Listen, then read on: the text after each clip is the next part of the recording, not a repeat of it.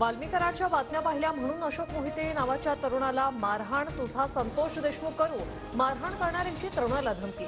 वैजनाथ बांगर आणि अभिषेक सानप नावाच्या तरुणाकडून मारहाण, तरुणावर अंबाजोगाईच्या शासकीय रुग्णालयात उपचार सुरू।